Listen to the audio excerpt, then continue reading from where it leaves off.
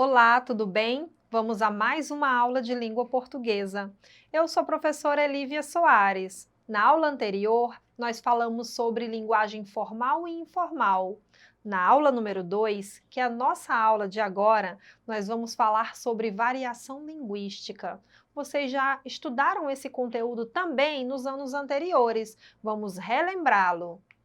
Variação linguística. Para a gente iniciar, vamos fazer a leitura de um poema de Oswaldo de Andrade, para a gente explorar o nosso conteúdo de hoje.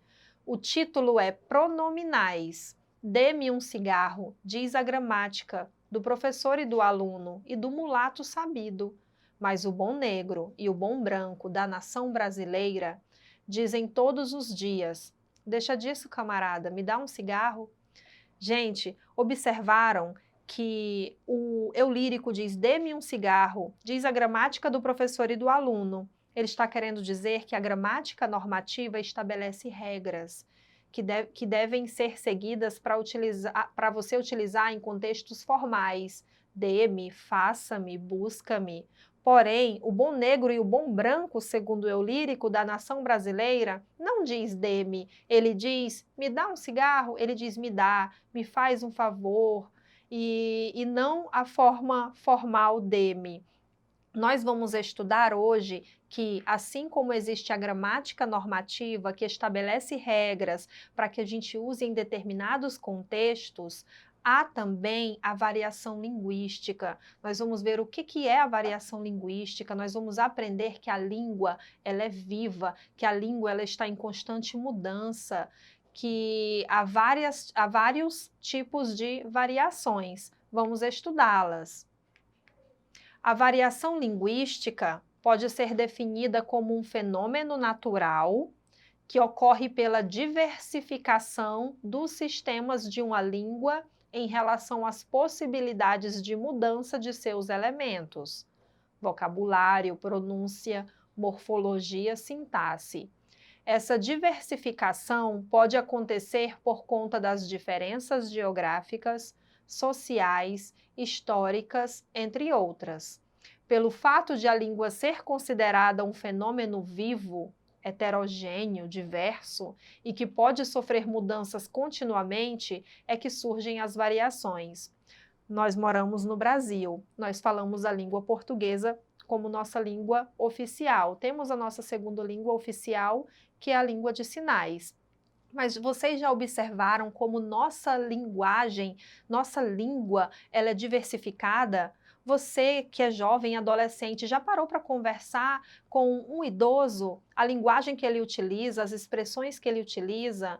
Você já parou para conversar, por exemplo, com um médico, com um advogado, para observar como é a linguagem? Nós moramos na zona urbana, mas também temos alunos da zona rural, alunos do interior. Vocês já viajaram, foram em outro lugar, em um contexto diferente e observaram a linguagem, como a linguagem ela muda? Então, por mais que nós falemos a língua portuguesa, mas a língua portuguesa ela tem múltiplas variações. Vamos estudá-las agora. Primeiro, vou falar para vocês sobre a variação regional, chamada também de geográfica. O que é a variação regional? Variedade regional ou geográfica? São aquelas que demonstram a diferença entre as falas dos habitantes de diferentes regiões do país, diferentes estados e cidades. Observem, gente, algumas expressões que nós utilizamos aqui na região norte não são utilizadas em outras regiões e vice-versa. Isso é a variedade linguística, é a diversificação da língua. Observem a imagem. Olha a tangerina, olha a bergamota, olha a mexerica. Observem na imagem que eles estão vendendo a mesma coisa. Eles estão vendendo tangerina. Na nossa região falamos tangerina, utilizamos também mexerica, mas não utilizamos bergamota. Mas em outras regiões, não se fala tangerina, se fala bergamota, para você observar que uma mesma palavra utilizada aqui na nossa região, em outra região já tem outro termo para ela. Assim como pipa, pepeta, né, e tem outras expressões em papagaio, outras expressões, quadrado, em outros lugares do nosso país. Essa é a variação linguística geográfica. Aqui muda de região para região, de estado, cidade. Olha só, gente, mais um exemplo. Vocês estão vendo pão. Chamamos esse pão aqui de pão francês, mas em muitos estados da nossa região norte falam carequinha. Olha no Rio Grande do Sul, é o cacetinho. No Ceará, carioquinha.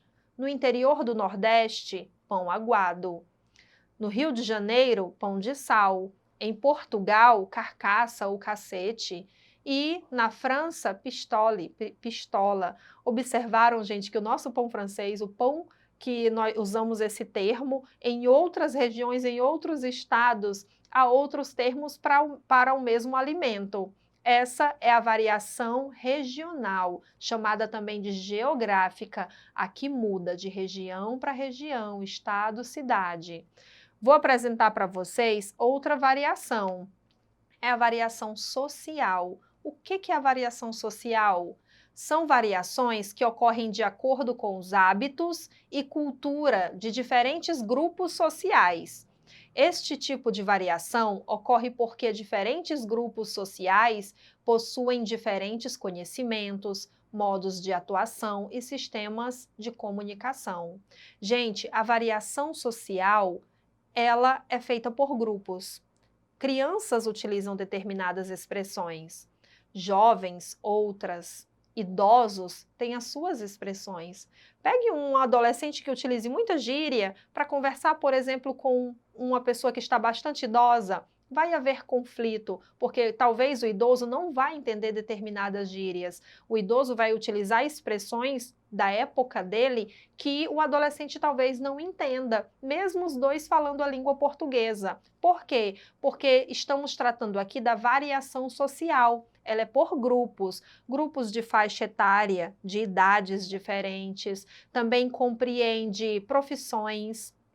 Os médicos, eles têm as suas expressões, os advogados, os policiais, são os grupos, os skatistas, os surfistas, têm expressões próprias do grupo em que eles estão inseridos. Na variação social, nós também temos os grupos por níveis sociais. As pessoas de classe social mais baixa, elas têm uma forma de falar diferente das pessoas de classe social mais alta. Vou colocar um exemplo para que nós observemos a variação social. Olha só, nós temos aí um personagem muito conhecido que é o Chico Bento, e ele está com a professora dele. Olha a linguagem dele. Quais são minhas notas? Quais são as minhas notas, Chico? E eu que vou saber? Você também fez prova? Isso é lá português que se fale. Já para o castigo. Mas e amanhã quero você o fino no português.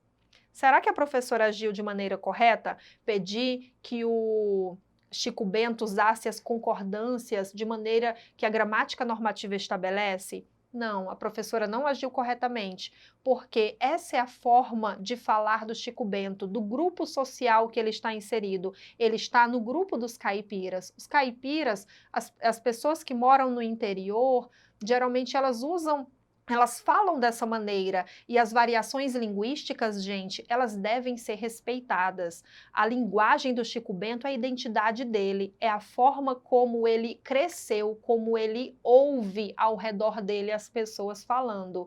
Então, essa linguagem, ela não vai ser modificada. Eu não posso pedir, ordenar que o aluno, ele modifique a sua linguagem, mas como professor, como professora, devo passar para você que essas variações, elas devem ser respeitadas, a pessoa ela não precisa ser corrigida, mas você, como estudante, deve saber, deve conhecer a gramática normativa e saber que em determinados contextos você precisa utilizá-la, em contextos formais. Olha só outro exemplo. tem uma personagem com um papagaio, né, dois personagens, a humana e o animal. E o papagaio fala bicicleta, croquete, cocrete, cardeneta. E a mulher diz, nossa, ele fala tudo errado. E ela vai até o homem que o vendeu, vim devolver seu papagaio. Algum problema? Observem, gente, o papagaio, no lugar do L, bicicleta, ele utiliza o R, bicicleta.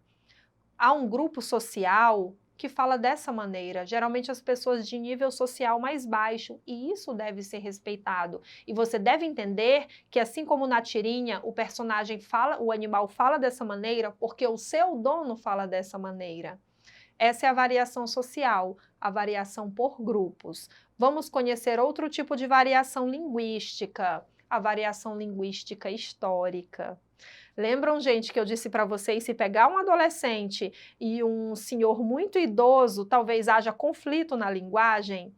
A linguagem daquele idoso, ele utiliza muitas expressões que hoje os jovens, os adolescentes não utilizam mais.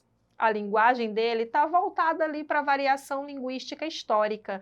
Como eu disse para vocês, a língua é constante, a língua ela é viva, a língua ela muda. Então, expressões que vão deixando de ser usadas, palavras que vão entrando em desuso, outras novas vão aparecendo.